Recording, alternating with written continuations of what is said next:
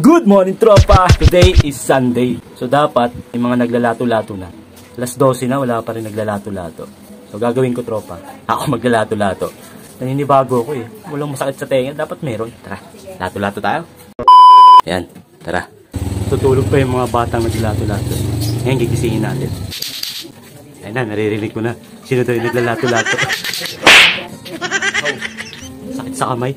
May naisip ako. Kaya lang, tinakala ko sasakit pa yung kamay ko.